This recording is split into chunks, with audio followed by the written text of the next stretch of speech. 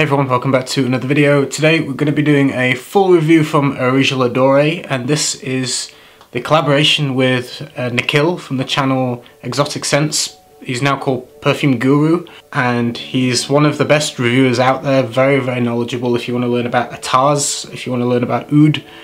Nikhil is the man to go to. He makes fantastic content. Please do check him out if you're not familiar with him, but I hope you are. He's definitely one of the best. And he worked with Russian Adam in collaboration to make this fragrance together. They did an awesome interview a while back, a few months ago now, where Nikhil got the pleasure to meet Russian Adam and had a really cool conversation with him. I'll link that at the end of the video if you want to go across to Nikhil's channel at the end and check that out. That's well worth watching, and Russian Adam is definitely a great perfumer that makes use of really top quality materials that a lot of them he distills and makes himself. He's known as an oud distiller from the company Feel Oud. As a little background, the name of this fragrance is Koh-i-Noor, and it's named after an interesting diamond. It has a long kind of a long history. Many people believe it goes all the way back to India and could be as old as 5,000 years old when it was first discovered. It's kind of got a reputation as being a cursed diamond that is the destroyer of empires. I've heard it referred to looking more into this diamond, and basically India had wars with the Persians and the diamond was stolen, and people that owned the diamond thereafter kind of were murdered or died, or all these kind of things happening to eventually to a point where the diamond ended up in the hands of the British royal family, to Queen Victoria, and it's been in the British crown jewels ever since. It's one of the largest natural diamonds in the world and one of the most expensive. It's valued at about $1 billion, and yeah, it's in the crown jewels at the moment. There's also a little bit of mythology behind the diamond, that as well as possibly being as old as 5,000 years old, that it actually originated from the Hindu god Krishna, which, you know, there's a lot of interesting history and kind of theories and thoughts behind this beautiful diamond. It reads, a huge animalic floral oriental that came to life in collaboration with Nikhil, known as Perfume Guru, with top notes of wild Siberian deer musk, Indonesian lemon, distilled by Russian Adam, heart notes of ylang-ylang, gardenia, jasmine, champaca, patchouli, tonka bean, 30-year-old Indian oud, and Mysore sandalwood, distilled by Russian Adam, with base notes of benzoin, crude amber, tuberose attar, and jasmine sambac absolute. When you first spray the fragrance, you immediately smell the florals. You get kind of a relatively even mix. They don't jump out hugely as being one particular floral. You get a sweetness of the gardenia, you get the slightly indolic jasmine, you get a little bit of the thickness of the tuberose. You kind of sense all of the florals in kind of harmony with each other to create this just big floral accord, which is big and full and really nice, with the kind of the musk enveloping the florals.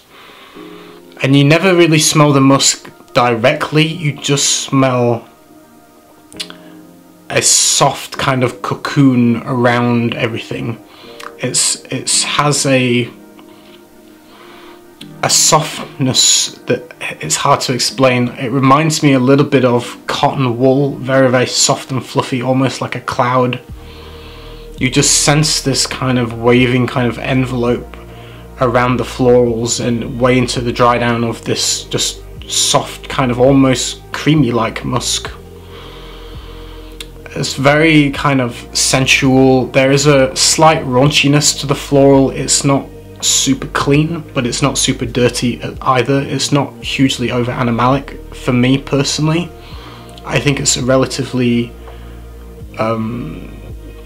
clean white kind of floral, but with a raunchy kind of element in the background, and maybe that is partly coming from the Indian oud, mixing with the kind of the indoles and the jasmine, maybe to create just a little bit of something a little bit kind of raunchy within the fragrance.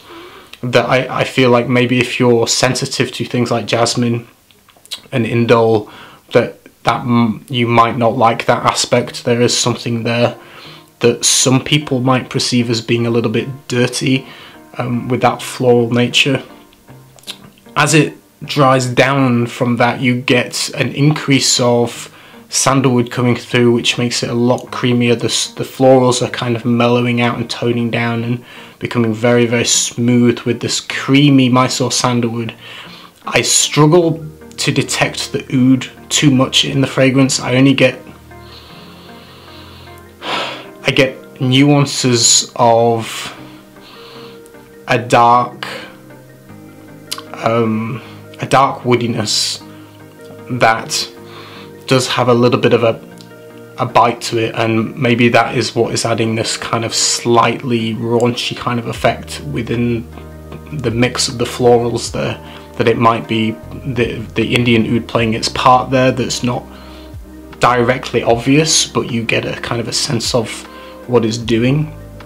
But the Mysore sandalwood feels like the dominant wood, which gives it this creaminess. As it dries down further, I feel like what happens for me is that you get this kind of signature accord that Russian Adam likes in a few of his fragrances.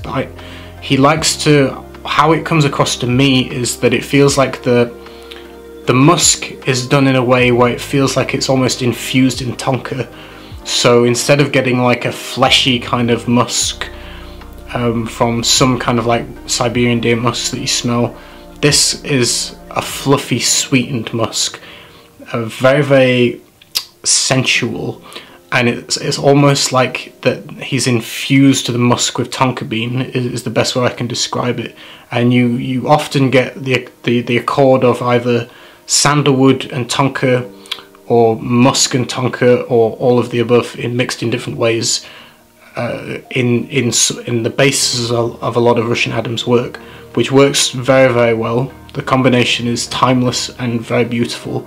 And in this, you get a combination of Mysore sandalwood, musk, the Siberian deer musk, mixing with this tonka bean that's swirling around together to create this sensual, slightly sweetened, fluffy cloud of creaminess that is, you know, the sandalwood mixing with the musk and the tonka all together.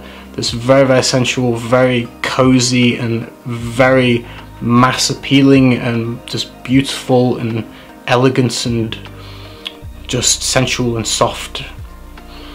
Really, really a beautiful accord. The combination is fantastic, and yeah, it's amazing, and it lasts a long time. It's so creamy, in fact, that it does remind me a little bit of like a scented lotion. That's how kind of creamy it goes in the dry down with your skin. It melds into this kind of woody, floral, sweet, creamy lotion that's just very, very pretty. Yeah, it's very, very soft and sensual in the dry down. And it kind of fades away at that with this combination of musk, sandalwood and tonka until it slowly fades away. In terms of performance, 8 hours solid with 12 hours plus longevity. The projection is very big. The CR is very big for the first couple of hours. In fact, 3 to 4 hours, it's still leaving trails. This filled up my entire car with minimal sprays. Family noticed this one straight away. It leaves huge trails in the room. People notice it. People can smell it. It's a very strong fragrance. You don't need to apply much to have a big effect. The sillage is amazing. So yeah, you don't need too much of it. A little bit does a lot. In terms of season, I would say spring, autumn, and probably even winter, because it's so strong in terms of the way it floats around you. And I would say it's definitely unisex, depending how you view white florals in general, and kind of that, I suppose, creamy, there might be aspects that some people might describe as almost like powdery in the dry down, but I would use the word creamy more than powdery personally. But I would understand someone that would say that it might be a little bit powdery even. So depending how you view all that, you might find it leaning on the feminine. For me, I personally would say it's definitely a unisex fragrance, like I say, depending on your view of those kind of particular notes. That is the best way I can describe it. I know that samples are a little bit hard to get hold of. I purchased mine myself, and they sold out within kind of a week, I believe. You might find some on Lucky Scent. I'm not sure if they're still available. I know they stock the bottles. If you're in the US, that's a place to go to, is Lucky Scent. Congratulations to Nikhil for making a beautiful fragrance with, I know Russian Adam is his favourite perfumer, so that's you know, fantastic to get to work with him. And check out Nikhil's video with Russian Adam after the video if you've not seen it. It's great to hear more directly from Russian Adam, and it's very cool. So check out Nikhil's channel over at Perfume Guru, and I'll see you again next time with another video. Take care everyone. Bye.